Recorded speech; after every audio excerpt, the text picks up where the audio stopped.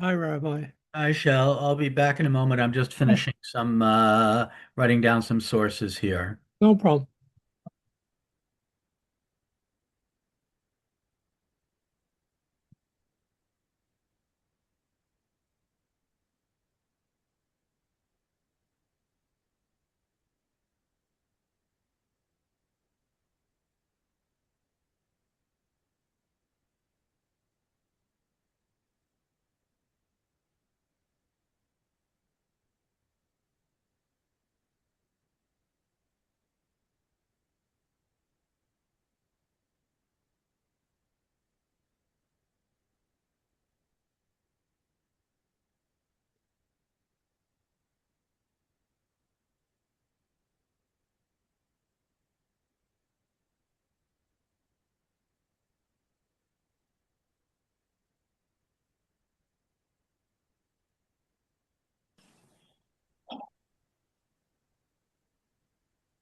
Shalom, shalom, Shal. Thank, Kodesh thank Tov. you for the whatever that putting contribution into the Oh, you're welcome.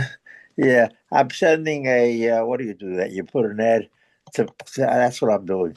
You put Okay, a thank you ad in response to that. This that's way, the shul benefits from every time somebody has a happy event. Yeah, absolutely. You know, Sure. that's and it's the exciting. idea. You know,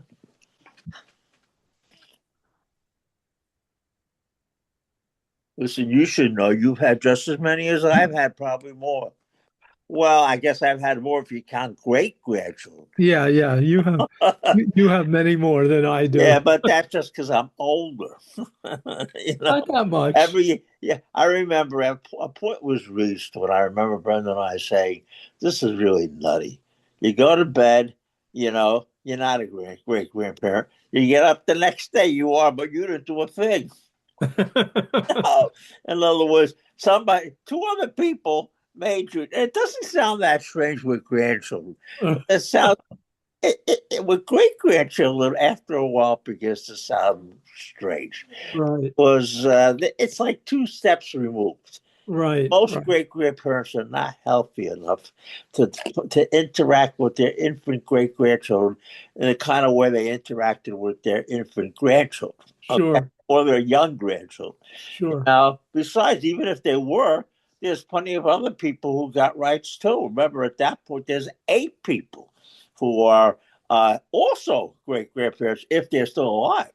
Right, that's true. Right. So even if, and plus the fact that the grandparents want too. Like if I want to hang out with my great grandson, well, first I got to get past my son. He wants first, and he's the grandparent, so he gets, you know, Right. access rights greater than the great grandparent. Know? Exactly. So Yes. the politics of it get to be pretty funny after a Right. while. And thank you to Ricky and I don't whoever's put an ad in the bulletin to congratulate us, friend and I, on the birth of Mayor Yaakov. My I just pleasure, want to Yehuda. thank, My know, pleasure. because I really We should only appreciate. have simchas, right? Thank you. Right. We should also have smachot, and that's why I put an ad back in the bulletin. Like I was saying to Shell, the best part of all this is every time there's a simcha, the shul benefits because between the announcements and the ads and the thank you ads, it's extra income for the shul. Right. Absolutely. You Yeah. know. Sure. Anyway, Vayikra, Rabbi Popke's busy getting organized there, but it is part. There you are, Rabbi Hi, Zucker. How Rabbi are Zucker. you? Good morning, You know. afternoon, actually. No, listen, Vayikra is the book where you receive the call. Every ordained minister knows that. That's what it starts with. He called. Who is the he? With a capital He, of course. Today we wouldn't say that. What would we say? I don't know. She called? What other time? Could we say they called? Be with you in one moment. I'm so sorry. That's all right. We're having plenty of fun, Rabbi Puppy. Take your time. I would stick with he for now. It's just simpler. Yeah, yeah, but I wonder if the next you're used to it, Ricky. The question is, how will the next generation feel? I'm already seeing books where they try everything. In fact, they sell it. the JPS is already put out. That's our mainstream output, the Jewish Publication Society. They took the original translation of Tanakh from 1985 and they've republished it as a gender-neutral version. Now, to be very honest with you, Ricky, I'm from the same generation as you, maybe older, and I didn't buy that, okay? Simply because I didn't strike me as the kind of thing I want to spend money on. But, I have a funny feeling that my grandchildren will be buying things like that. As people, that type of thing is now in demand in the Christian church too. Wow. Oh, absolutely. Yeah, among practicing Christians, gender-neutral translations. I think somebody's even put one out of the KJV. There's a new King James version anyway, and on top of that, we're going to have a gender-neutral King James version. You see, it's just are they going to make Jesus gender-neutral? Oh yeah, Jesus definitely has to be gender neutral. That's a real problem for Excuse me, that sounds like emasculation. Well, he was emasculated on the 8th day of his life. We all know that. He had a 10% cut, like every Jewish boy does. Right, Rabbi Zucker? Indeed. Mine was a little bit later because I was I'm told, I don't remember, but I was a third child of an Rh negative mother and being Rh positive. So I didn't enter the breed till I was about half a year old. I was in an incubator, so I mean, one of my grandchildren had a white. He was jaundiced. Yeah, that was my problem. Subject. We were having fun talking about gender.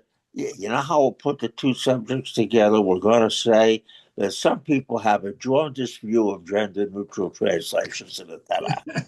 Now we've got it.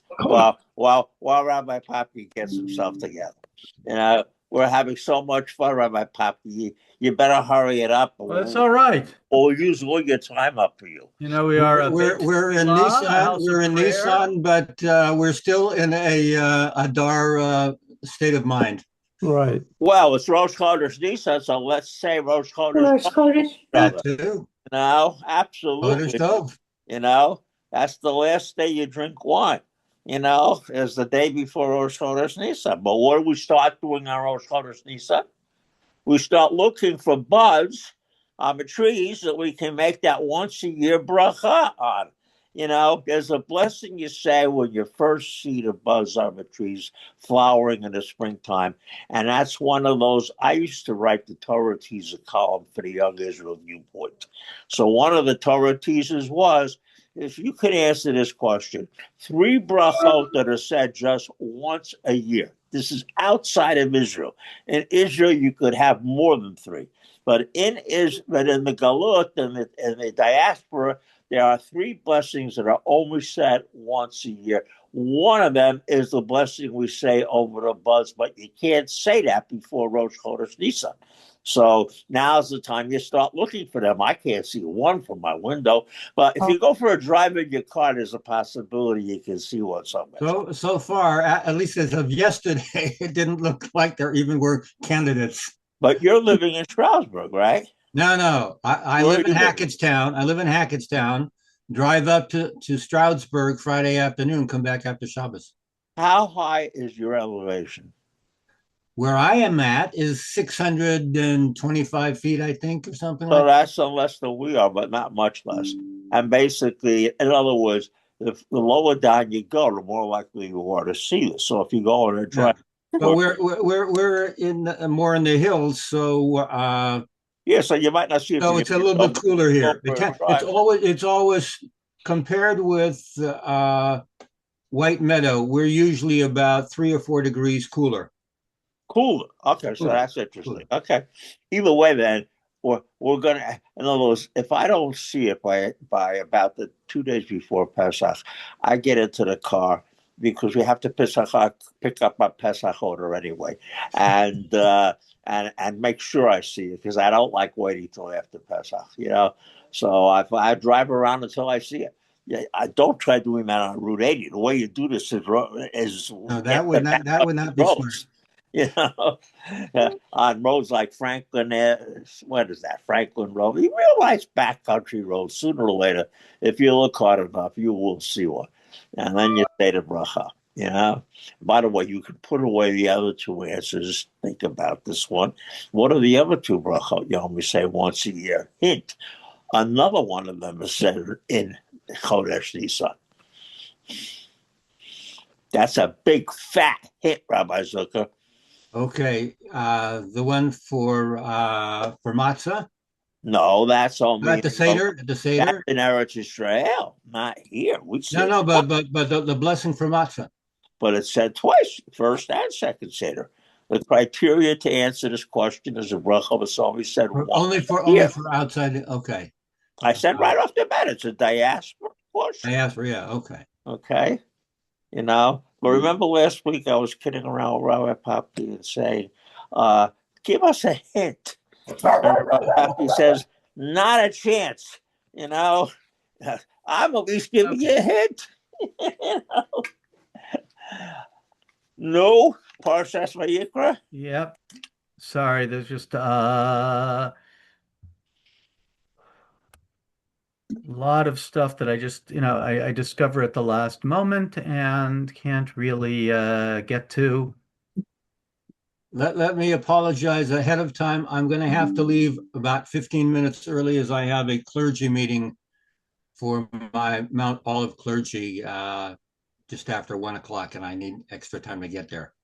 So I'll Oh, be wait a leaving minute. about I 12. think I just called. Wait a minute. What did I do here? All right, whatever.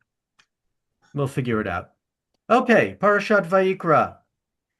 We begin the third book of the Torah, which of course is the central part of the Torah. If there are five books, you have 20 either side, and the central one is Vayikra. And it makes sense. Its theme is Kedusha, and its theme is also like Shmot, the relationship between God and the people Israel. We've had the building of the Mishkan that will, as it were, symbolize God's presence within the community. And now we're going to see how we regulate the approach to that presence. You know, when we have something to bring to God, when we want to hear what God has to say to us. And of course, one of the central elements of Vayikra, or of our relationship with God, I should say, are the various offerings that are presented to God in the Mishkan. We have as you walk into the court of the Mishkan, you have the Mizbeach, the copper altar, and that's where we offer up the offerings, generally called korbanot, although grain offering is generally called a mincha. We have liquid offerings, libations, but we very often think of the sacrifices in terms of animal sacrifices, and that's certainly what is presented for the most part in our opening parasha, and talking about, at least for the four opening chapters, the alternatives for different financial situations of what one could bring. Hence, you also have birds brought on the altar, b'nai yonah, and as well solet, flour. The different ways it can be presented, if that's all one could afford, even though there are some specific offerings that are flour. Um, but we have at the end of our parasha two sacrifices, the chatat and the asham. And it's very confusing what the text here is talking about, as we'll see. So let's first of all take a look at the first place the word asham appears in our parasha. So with Vayikra Dalid, the fourth chapter, verse 3, if the anointed priest who has incurred guilt, if the anointed priest incurred guilt, lashmat ta'am, so that the blame falls upon the people. Speaking of JPS translations, this is their old new translation, not the 1917, but the 1965 or 1985 when it was finished. V'ikriv al chatato asher chata. He shall offer for the sin of which he is guilty. Parben bakar tamim ladonai lechatat. He will offer this bull of the herd without blemish, as they translate here, a sin offering to the Lord. He's the Kohen Gadol. He's got to bring a big offering, the par. Oh, wait a minute. That's not about an asham. That's about a chatat. It's simply Right. Let's just Oh, go. okay. I wasn't because you said the first time I mentioned asham. I'm It sorry. I is. didn't quite get where you were going. It is the first time they use the word asham, but as we'll see here, there's going to be a little bit of confusion. And first of all, we have to understand, talking about a chatat. What is a chatat? Now, if we take a look, would someone like to read the new JPS translation? I will, Rabbi. Thank you. If it is the anointed priest who has incurred guilt, so that blame falls upon the people, he shall offer for the sin of which he is guilty a bull of the herd without blemish as a purgation offering No, to.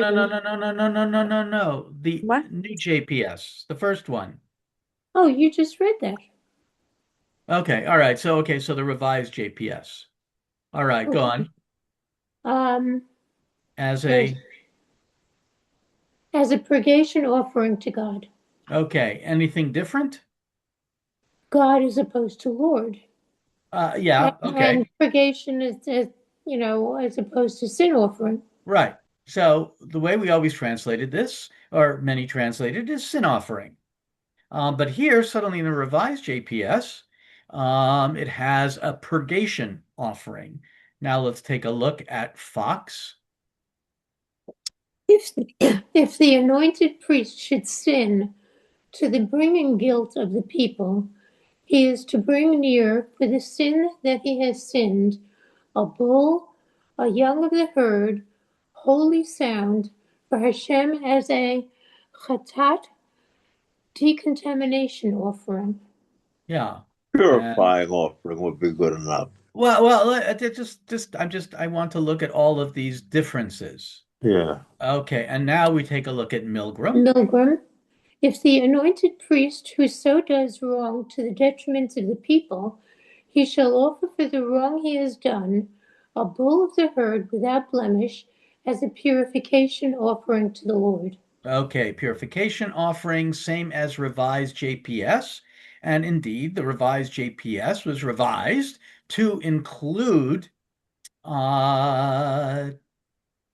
Milgram's comment. And we've studied this a little bit in the past, but this was one of Milgram's really big things. First of all, he did a lot on the terminology of P, of the priestly writings. And he was very careful to try and understand how the terms that were used, because let's face it, Sefer Vayikra and other priestly texts of the Torah, like many sections of Bimidbar, Yechezkel, and there are many other sections, there is a unique vocabulary, and that's partially how scholars have divided the different traditions that make up the Torah, is that they often reflect different vocabularies, and certainly the priestly vocabulary is highly technical. And part of Milgram's great contribution was to look at how that language is used. So let's take a look at the footnote on purification offering. We'll look first of all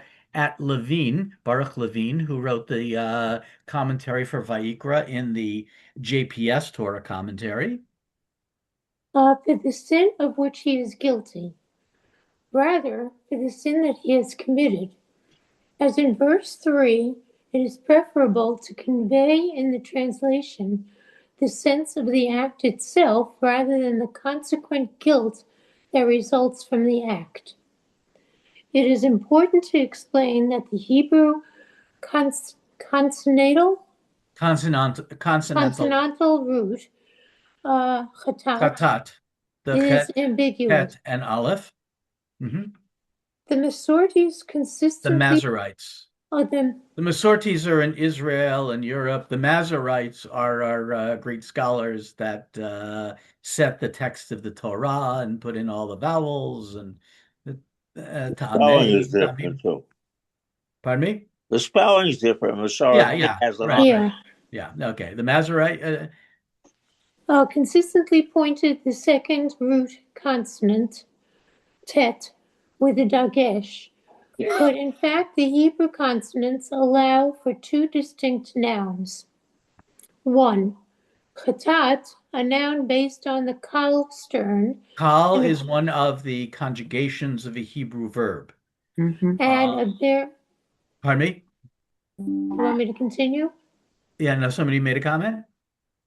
Yeah, Kal is like Simple form. Simple, yeah, the yeah, simple form. kal Yeah. v'chomer. Hmm. No, not And a variant of chata'ah, sin, fault, offense. So that's one thing that Chet Tet Aleph could mean. Go on. Two, chatat, a noun based on the peel stern, PL. stem, More PL offensive. stem, right. Literally, an offering to remove an offense, to purify. Yeah, so PL, a PL verb in the second position always has a dagesh. Now we generally use the Hebrew word for action, a verb, as the basic model for conjugating the verbs, which is a problem because PL, there should be a dagation in the middle root letter, but the middle root letter of Pa'al is ayin, and ayin doesn't take a dagesh. But basically, when you think of the word lidaber, to deeply. speak, or sometimes PL is an intensification. So lishbor is the kal form, and lishaber, which is the PL form, means to shatter, to break, to shatter. There are other examples, but the important part that Milgram is pointing out is that the korban chatat, that tet, is punctuated with a dagesh. And go on in biblical Hebrew. In biblical Hebrew, the PL stem may signify the undoing or elimination of the very act or state conveyed by the kal stem of the same verb. Thus, Hebrew Hite. chite means to remove impurity, as in 619 and 815. Here the phrase chata'at asher chatu aleha means the offense which they committed, not, of course, the sin offering. Yeah, because it's a difference between the chatat or chata with a tet, with a dagesh in it, with a dagesh in the tet, and without. Okay, You want me now to do Milgram? Milgram's come. Okay. Yeah, go ahead. Milgram is a purification offering. The chatat is a PL formulation derived from the verb chate, Hite. which is synonymous with tahar, Tiher. tier. Or tihar, really. I was never good with hit pile and PL and everything. Purify. For example, Ezekiel 43:23-26, and the So go on. Mhm. and the kippur, purge. The chatat, therefore, is to be rendered purification offering. Milgram expands on this point further It should be in in his his commentary. It should be noted that this translation had been given by Saja, 10th century, but has since been ignored. Yeah. So Another Milgram. thing Milgram is doing here is telling you that Hashem, which is where you started, Rabbi Paki, does not mean, the Ashmata does not mean for the guilt of the people. It means for the possible bringing punishment on the people. That's very good because that's exactly what it means. Mhm. The translation of Hashem is guilt, is obsolete. If Yeah, you well, we're take going a to come look, to that. you'll see that most of the time it has more like Avo Hashemim Anachnu Al Achinu, when the brothers say after they're thrown into prison, we are being punished for what we did to our brother. It's not we're guilty of what we did to our brother. So you have to basically realize that and Milgram does something else which is good too, and that is he translates the chatat more in the sense of purgation / purification rather than atonement. Yeah. And he's got many, many, many pages on the Chatat offering in his commentary. Um, uh, in fact, because there's much more to it, he examines how the Chatat offering is used. So, for example, that it's a purification offering, he points out that it is in fact used for a woman who gives birth. Why should she bring a khatat? What has she done wrong? And there are commentators that try and explain that, but it's a purification offering or the nazir and a number of other cases where it's clearly it's not about guilt or about a sin, but about purification. So this is one of Milgram's Well, the tremendous. the Masechet Nazir already commented on those two examples and said, "Chatat Nazir lama hiba, chatat Right. yoledet lama hiba." So the rabbis already spotted that there's Yeah. something a little strange about using the term chatat to describe the offering that these two situations are bringing about. It's not something that Sadia Gaon saw for the first time. Our Chazal already noticed that there was Oh, something yeah. strange. No, a lot of these things are first noticed within the Talmud, within rabbinic literature. And then, the commentators comment on it. And the one who brings this all together is, in fact, in many ways, it's Milgram. And by the way, his comment Absolutely. on the purification offering begins on page 253 of his commentary, and then continues on to page, sorry, it's going to take me a little while here. He devotes hundreds of pages to Yeah, both those two. to page 318, And then forget the 253 Yasham is to where you started. 318. Yeah. Yasham is where you began today, Rabbi Poppy. Take a look and see how much he devotes to that. You know? Yeah. Yeah, Yeah. so this is a very, very important point. I learned it from Milgram himself in a lecture that he presented, I think it was 1979. I was studying in Israel, and he was there and came to speak at the Neve Shechter. Um, I live he just also, around the corner. yeah, and I got a chance to speak to him a little bit because my rabbi, Alav Shalom, was his roommate in rabbinical school. So whenever we saw each other, you Who know, was your Rabbi Poppy? Abraham Barris. I don't know. No, there's no reason you would have known him. Although he, I think, was the first person to receive a DHL from Lieberman. DHL, not PhD, but DHL. His father was a rabbi. Barris was an unbelievable speaker. Okay, so now we're going to just take a look at some aspects of this whole notion of the Kohen sins, and he has to bring a sin offering or a purification offering, or a sham offering, um, because of his guilt affects the people, and it's just kind of an interesting thing how our couple of our commentators reflect on this. So first of all, we always have to begin with Rashi. Would anybody else like to read? Although Ricky, you can continue if you'd like.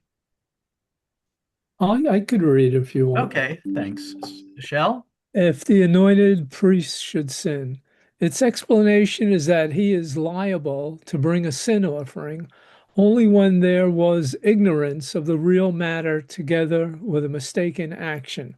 just as it is stated in regard to the guilt of the people. Yeah, and here's the verse that he's making reference to.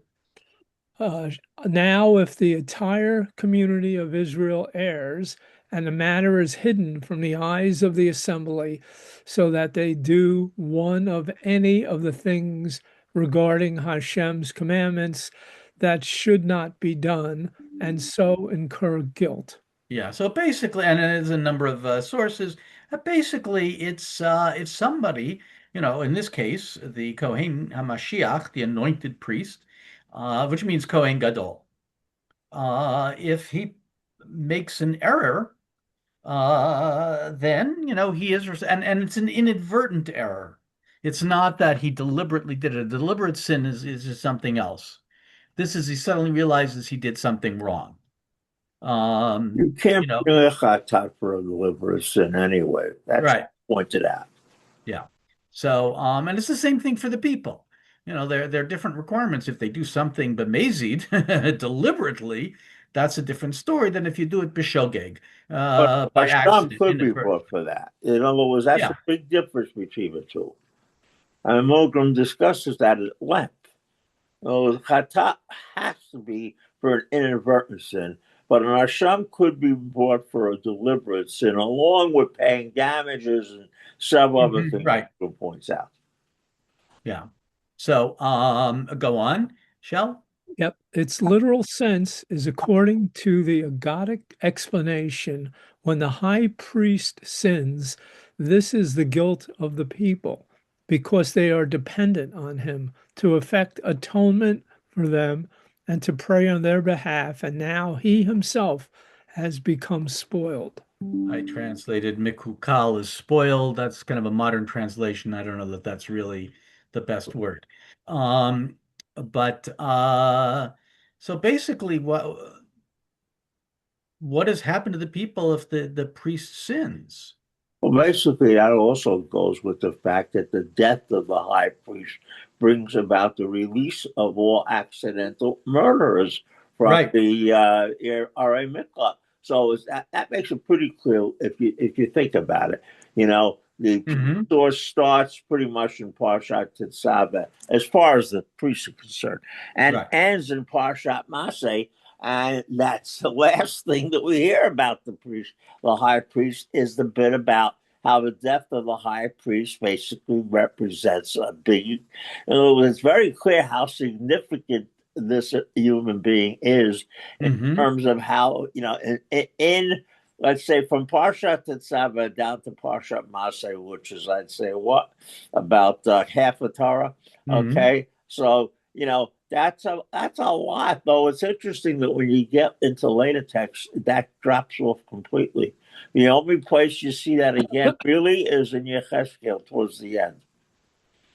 Right. You would never know if you would read Nevi'im Rishonim or Nevi'im Achronim or Ketuvim for that matter, that the high priest plays such an enormous role in our religious life. Yeah. Although, there certainly are hints of that in the sense that the Kohen Gadol, at least metaphorically represents the whole people. I mean, Zechariah and his vision They of, don't even use that term. Sometimes they use Kohen Harosh. In other words, yeah, that title is a P title. Oh, it shows up here and there. Zechariah, I think, uses it once or twice, but it's a maybe different. Maybe uses it here and there, but it's by no means the title.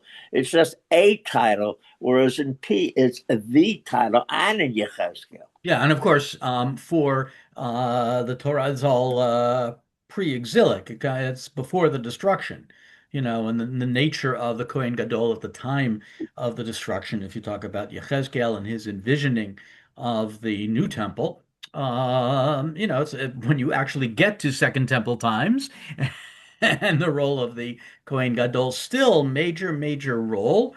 One of the things that caused much consternation with the Hasmonean dynasty is when Shimon takes over both the kingship and the priesthood. People are not happy with that. So I have just a basic question. How Yeah, do the people know back then when the high priest has sinned? good question. He knew. Yeah, he knew. I know he knew, but Well, I think it's here. Well, we'll see when they talk more about when we take a look at comments that talk more about Asham. But he knew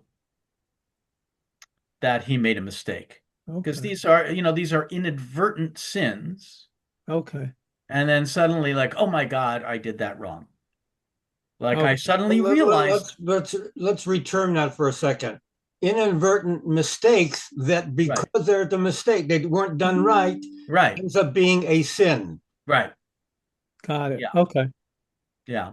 So I don't know that it was totally a sin, but last night Well, I it diverted from where that was supposed to be. right. So last night, it was a sin of omission, definitely, but I forgot to mention last night for Mariv to add the paragraph of Ya'aleh V'yavo for Rosh Chodesh. yeah. I forgot to mention it. Result, nobody knew that because if the rabbi doesn't tell him to do, is that what you're trying to say, Rabbi Papke? Well, unfortunately, yes. Yeah, but that Uh, in actual, nobody would give a hoot whether the rabbi said that. well, yeah, So and for that matter, we have smart Sidurim today that automatically, like I daven from an Art Scroll Smart Sidur, which puts it in. I don't have to even think about it. yeah. Well, It goes right in there just because just like the time goes in there. So, but where I'm going with is we're going to try to assume that the Vayikra is positing that the kind of people who become Kohanim Gedolim are people of the quality of Aaron, the way P sees Aaron, not the way Parshat Yisisa sees us. right. For sure. Well, that was back in Exodus. We're now in Vayikra, so I Even always if Bamidbar, Aaron is saying Lashon Hara about Moshe, right, yeah. along with his sister Miriam. So So, we're in remember, Vayikra. Aaron is not narrated about. The only one place where he is narrated about really is in Parshat Shmini when his two sons die. Yeah. And so, the narration about Aaron is more in Sefer Shemot and Sefer Bamidbar than it is in Sefer Vayikra. Yeah. Although I always tell the story. Actually, one of my colleagues used to tell the story at a rabbinical assembly convention. Someone was speaking about how to put together a sermon, and he used part of a verse to explain how he developed it. And but somebody asked, "What about the rest of the verse?" He said, "That's another sermon."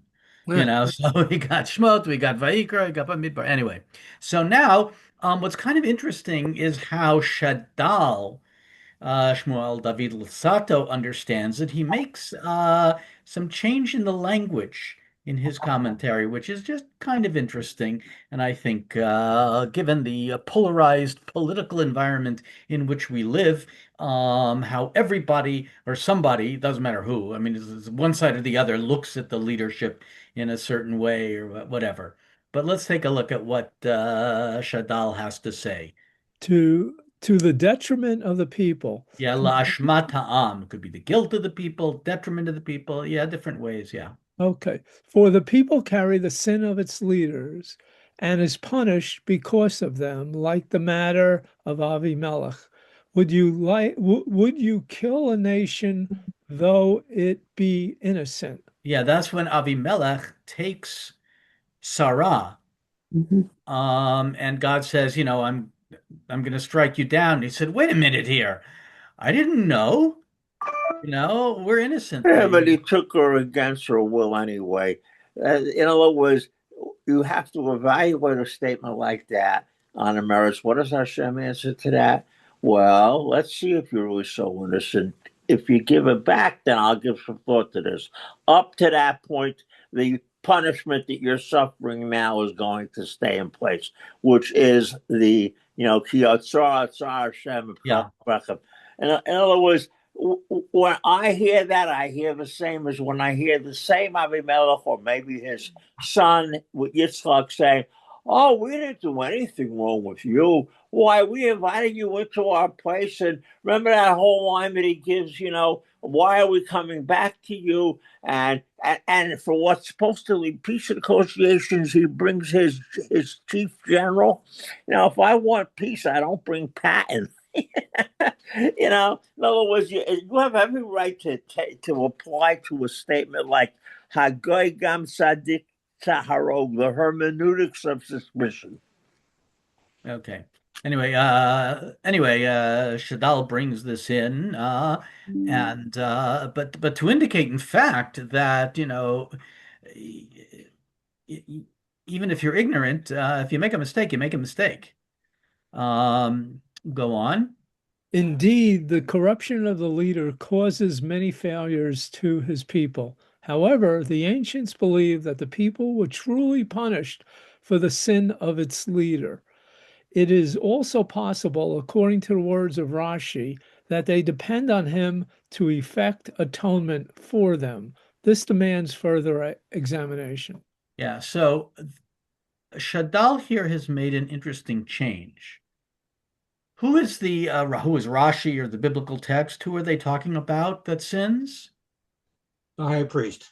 Right, HaKohen HaGadol. Who does Shadal feel has sinned here? What word does he use? It's both in effect. Yeah, Egg. but not just Kohen Gadol, but he's talking about The people. manhigim, leaders.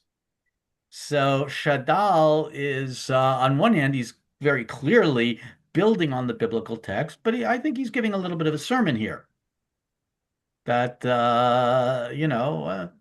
Oh, we all know that people get suffered for the mistakes of right, their leaders. exactly. So I think that that's just an interesting little thing. And now, again, talking about Asham, Chatat, here's what he says about the Chatat. The purification offering.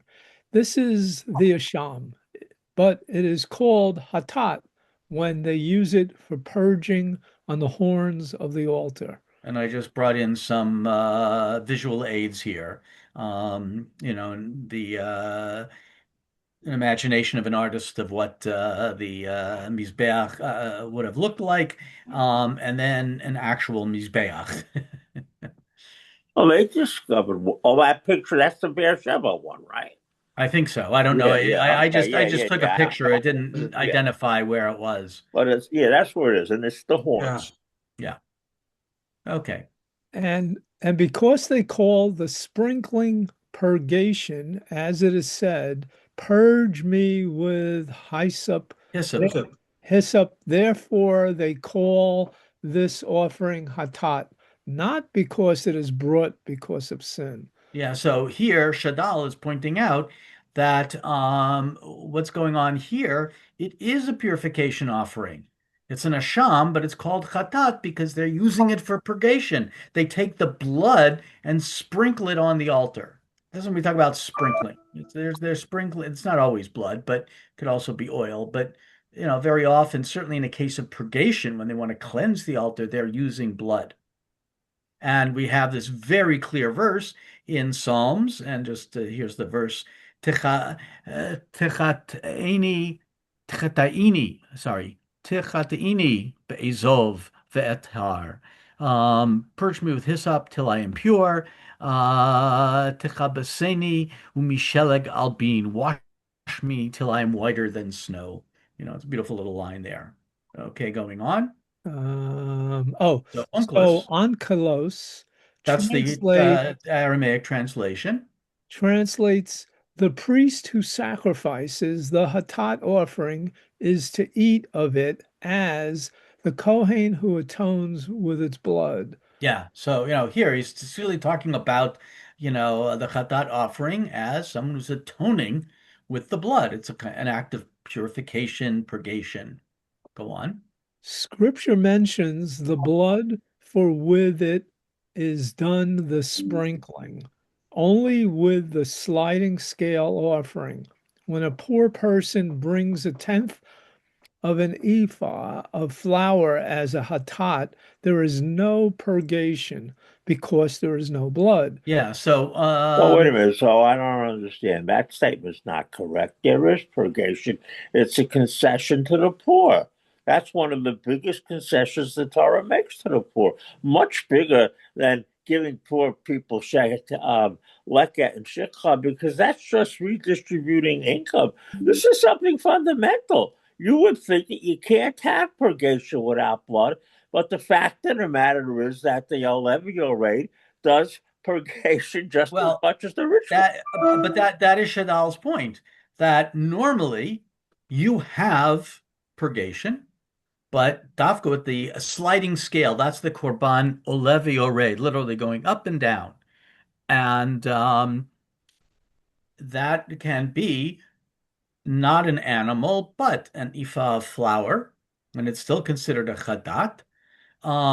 So, I mean, it is very much a consideration for the poor. That's absolutely true. If it But doesn't bring purgation, what's the point of bringing it? well, yeah, but what his point is that chatat here means purgation, even if there's no blood. But that chatat means purgation. That's the key point. Okay, no, Yeah, no because then he disagreement. goes on, I and then just disagree with the phrase because there is no blood, and then he says there is no purgation. That's not correct. That's simply not correct. If you say there's no purgation because there is no blood, then what you're saying is that you're saying the opposite of no, what the no, Torah he's says. not saying there's no purgation. I should say he's not saying there's no act of purgation. That's fine. I don't Okay. have the Hebrew. Yeah, Is well, the it's Hebrew right there? here. So, well, here, כשאני מביא עשירית עיפה סולת לחטאת, אין שם חיטוי כאין שם דם. Well, then we're not going to disagree with that. Yeah. Okay. Oh, I mean, I agree with yeah, that, yeah, because I'm sure Milgram doesn't agree with it either. yeah. Well, um, and and this is the part that I think Shadal is correct.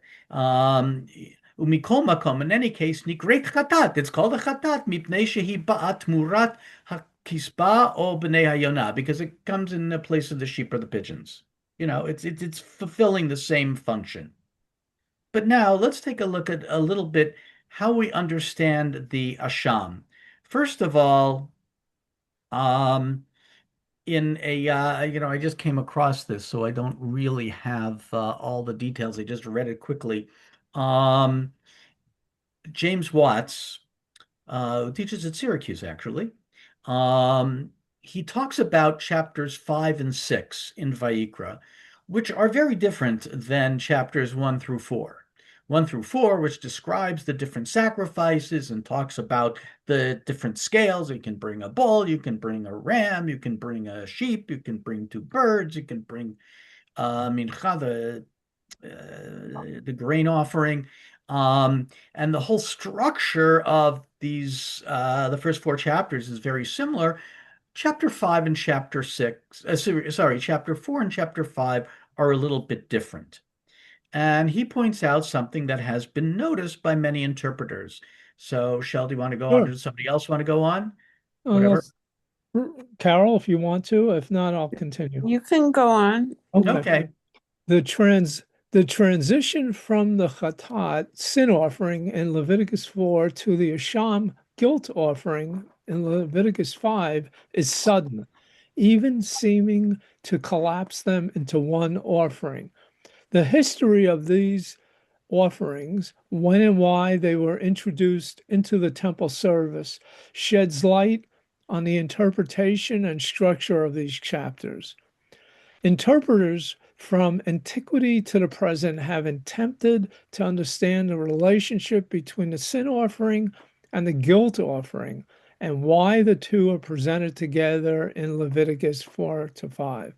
I suggest that reading Leviticus as persuasive rhetoric rather than as exact procedural instructions shows that Leviticus 4 to 5 is using emotional vocabulary and repetitive refrains to persuade its listeners and readers to feel obligated to Or bring obliged. these off, obliged, sorry, to feel obliged to bring these offerings, while implicitly encouraging them to rely on priestly experts to understand the intricacies of ritual performance. So that's his point in this article. A little bit different from Levine and from Milgram. A big difference because he's saying that Hashem is already introduced in the beginning of chapter 5, and we think it's introduced in verse 14. With a new Vayadaber Hashem Moshe Lemor, chapter 5 does not start with Vayadaber Right. Moshe Lemor because it's continuation of the Chatat. Yeah. Because Langdon's committee decides to divide the chapters the way they decide they want to divide them, does not mean that Jewish interpretation follows that. It certainly doesn't.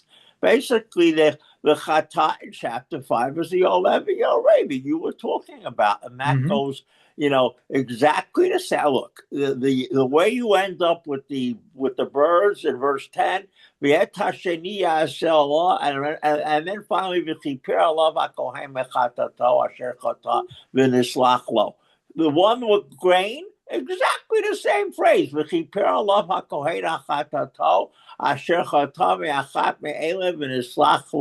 Kippur means purgation.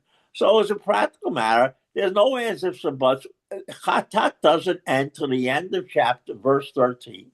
And Asham is introduced with verse 14 and goes to the end of the Parsha until verse 26. And that's it, I mean, the Karban Asham is not introduced until verse, 14.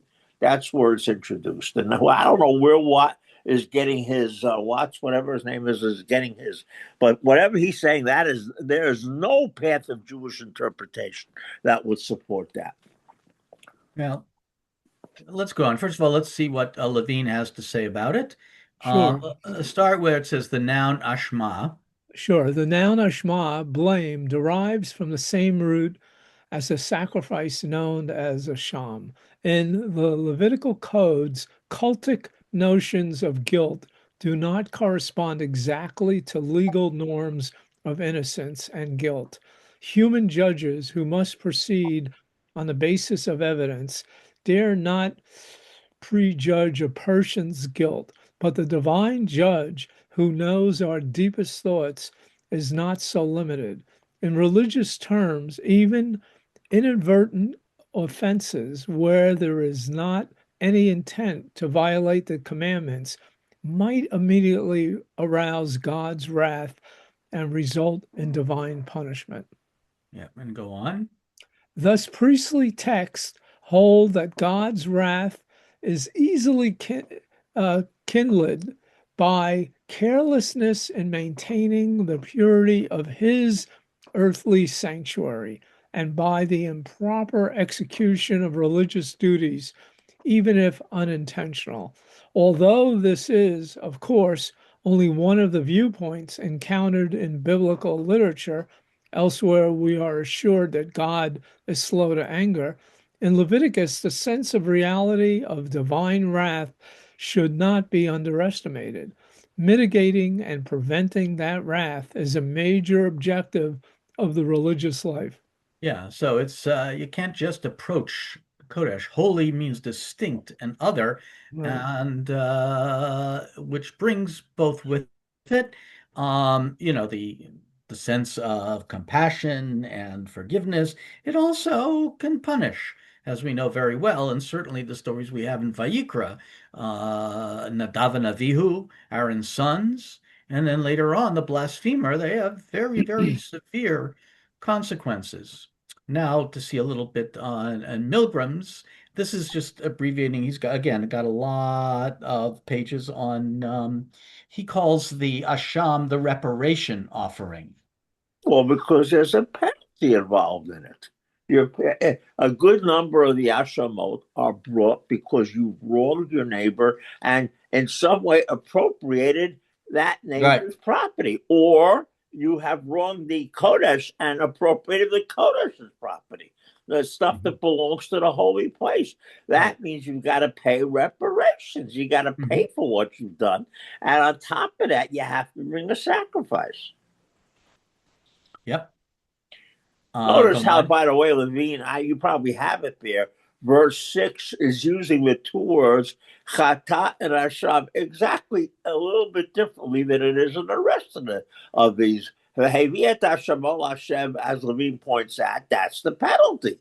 Al chatato doesn't mean the chatat, it means the sin. The word Yeah. chata also can mean a sin, like chata'ah. Right.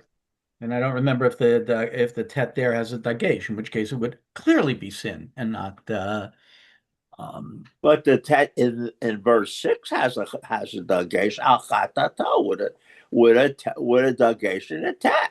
Like you say, chataim as plural means sins, and there's no daggesh in a tet.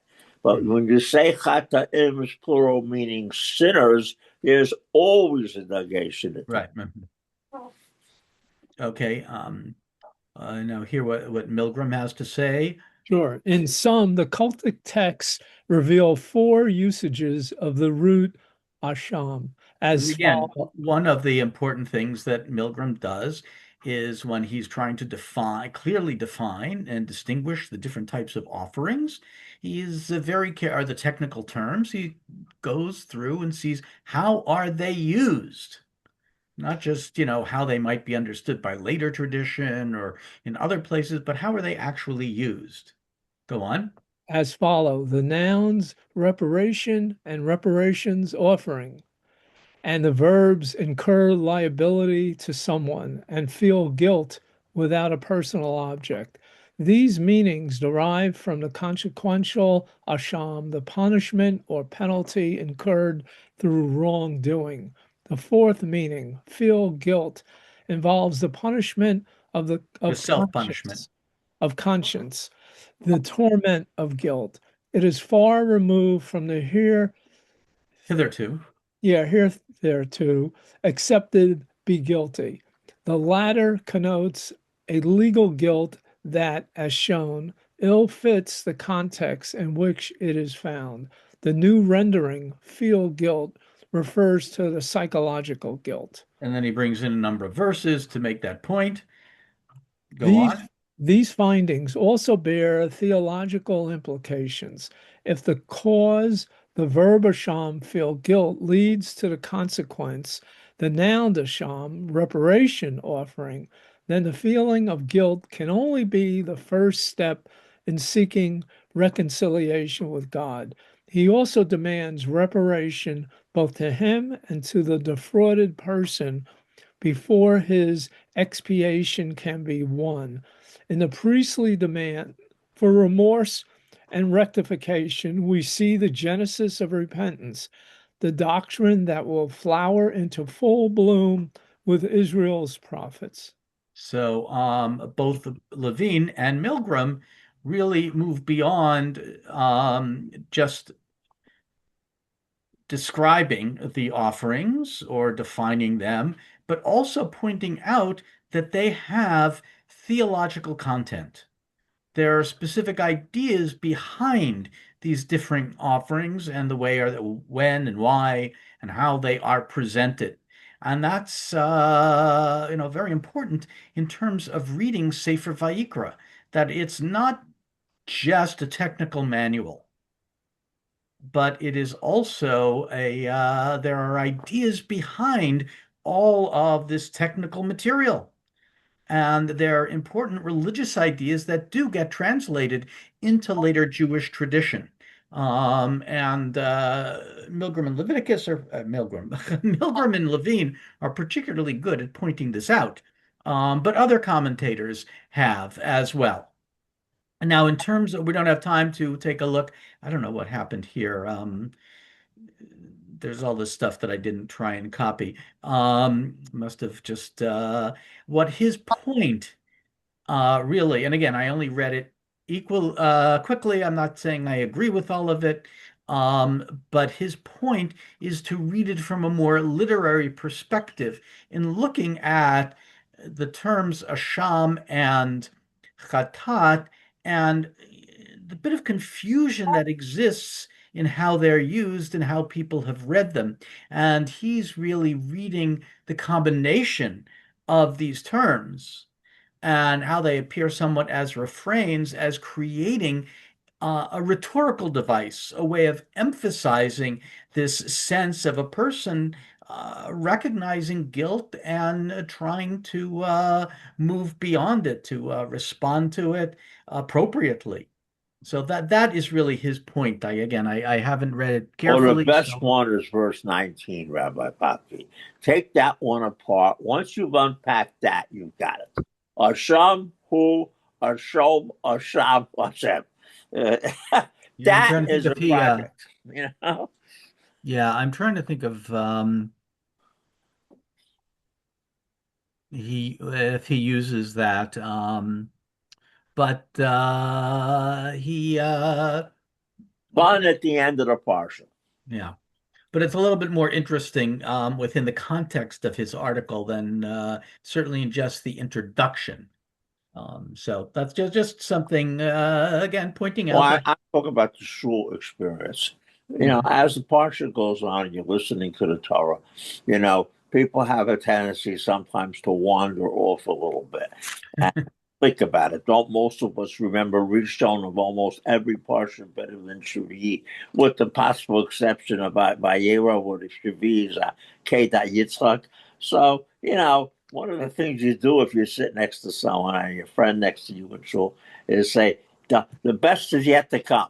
You know, in this case, that is really that line is a line that really requires you to think about what Asham just really does mean. Yeah. Although, it is, I think it is very clear that chapters 5 and 6 sound very different than chapters 1 through 4.